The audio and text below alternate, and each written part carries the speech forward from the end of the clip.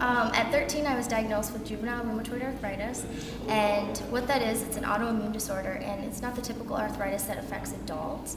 It affects children, but normal arthritis will eat away at your joints, but JRA will not only eat away at your joints, but it can eat away at your organs. So it can be extremely fatal. And for me, I went undiagnosed for 10 years. I've suffered since the age of 3, but at 13, I was finally diagnosed. And when I was diagnosed, the doctor, they rushed me to the University of Michigan, Mott's Children's Hospital. They sat me down and, Elizabeth, this is really scary, we don't mean to scare you, but you need to be aware of this. I'm like, what? They're like, you have an extremely scary disease. Okay, what is it? Like, what are you talking about? I'm 13 years old. You don't get it. So they said, Elizabeth, you have juvenile rheumatoid arthritis, and you really shouldn't be walking right now.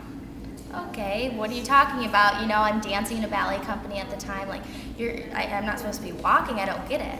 He said, well, your case is so severe, because most kids have it in 1 or 2 joints, and I had it systemically, meaning it was throughout my entire body, that I shouldn't be walking. Oh my goodness, like, how does a normal 13-year-old react? You can't really cope with that. And I didn't really understand it. So I dealt with it. I said, okay, we started treatment, and they're like, we have to treat this acutely. This is serious. So I did 13 pills a day for a year and a half, and it didn't work. They tried pill after pill after pill. I was on anti-malaria drugs. They don't really know how to treat it, so they throw everything at you. And then finally, after that year and a half, the doctor came to me and said, well, looks like we're going to have to do chemotherapy because that's our last option. So at this time, I'm 14 years old. I'm a freshman in high school. Everybody's dealing with their issues and trying to fit in anyways, and then that's thrown at you.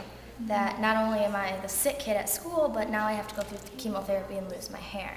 So that's a lot to deal with, and I ended up going through chemotherapy, and then after doing this for much time, it didn't get better, and I was at my grandma's house, and she had a book sitting out, and it was Natural Cures. So I'm like, yeah, what's this all about? It looks pretty interesting. So I flipped it open and I started reading, and it opened my eyes to another world, that there were natural cures out there that could possibly work. So I'm like, I have to try this.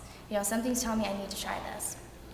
So I did. I found an herbologist, and I met with her. She gave me a set of herbs and tinctures to take. 6 weeks later, I went back to the University of Michigan, and they sat me down, and the doctor, she whips out all the charts, throws them across the tables, looking through everything, calls in all the interns, checking my body, doing all these tests, and I'm just sitting there, like, kind of smiling, and she goes, Elizabeth, I just want to let you know, we don't know how this happened, or we have no explanation, but you're in complete remission. Wow. So it's kind of a neat story how I got there. So it's important for me to talk to kids and give them hope that just because somebody tells you that you'll never go in remission, you should never be able to walk again, doesn't mean that that's the end of the be all. Like, you always have to have hope and know that there's always another alternative. Can you talk about how you got started in pageantry? That's a funny story. I started when I was 9 years old, and it's nothing at all like toddlers and tiaras. I started my local pageant, part of the Miss America organization, and I started because there was a talent portion. So it was an opportunity for me to dance on stage. So it was great. My whole dance studio did it. And as a teen, I stayed involved with the organization because there was the scholarship money, and I was looking towards going to college, and I realized the Miss America organization is the biggest scholarship organization for young women in the United States.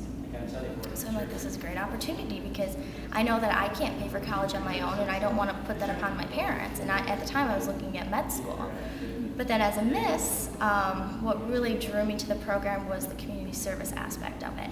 And when I was 19, I started competing as a Miss. I won a local title. I went to Miss Michigan 2 years ago, and I was third runner-up.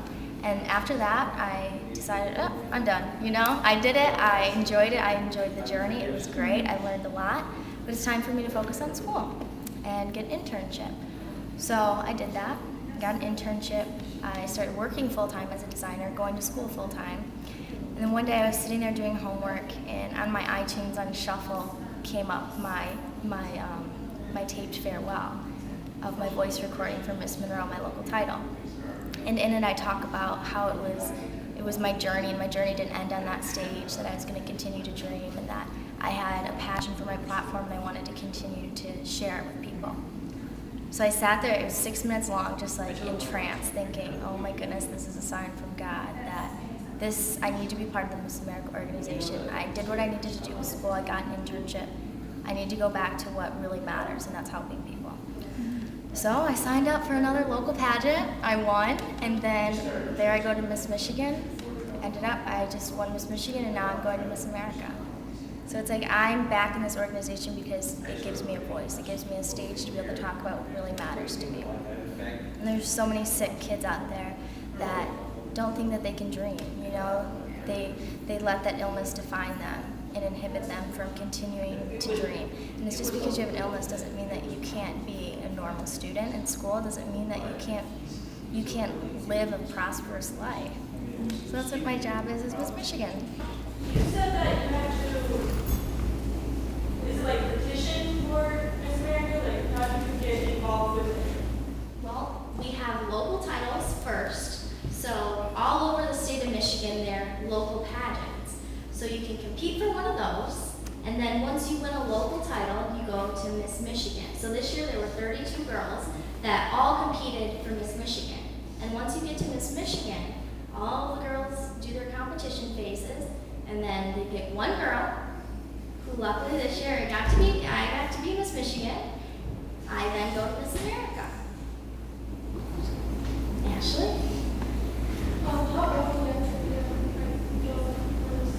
You can be 17 years old to compete for the Miss, but you have to be a graduating senior. So if you're a senior in high school, you can start competing in the Miss.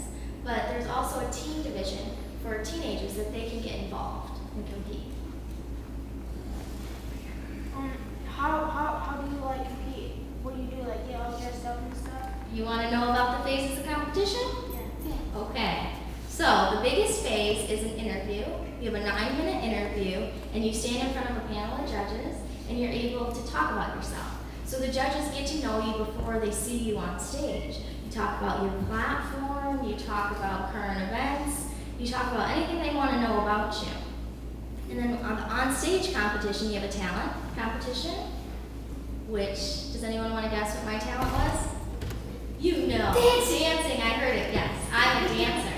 So I do a musical theater jazz dance on stage, and then you also have an evening gown competition where you do get to wear a pretty dress. You have a swimsuit competition, and then you also have an on-stage question where you stand on stage and the judges get to ask you a question and you get to talk about it on stage. Back in the front. You got any other talents besides that? Well, I would like to say that I can sing, but I can't. I try to sing, but I'm not very good at it. I like it, but nobody else likes it around me when I sing. So I stick to dancing.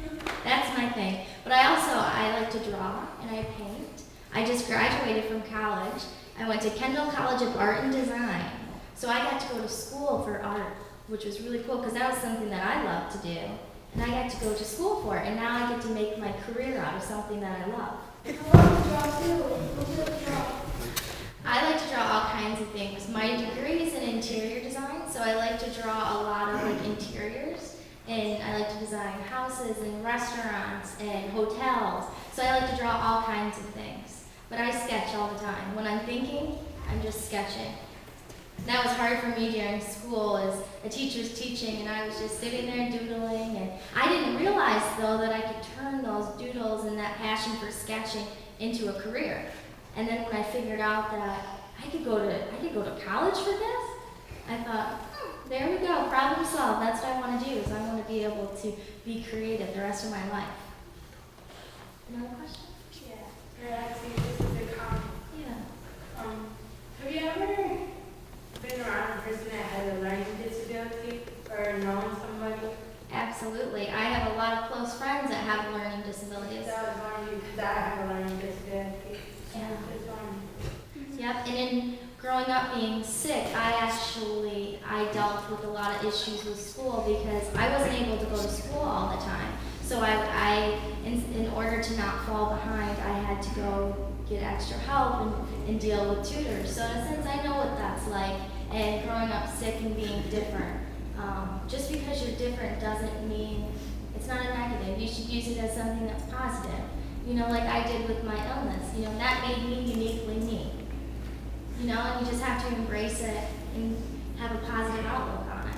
So what you're saying is like, I could actually go and to the schools and help when I get out college, go into the schools and help the Yeah, you could be an inspiration to them. who has a learning disability. Yeah, and let them know that just because you have a learning disability doesn't mean that you can't dream, that you don't have the ability to do amazing things in this world, because we all do.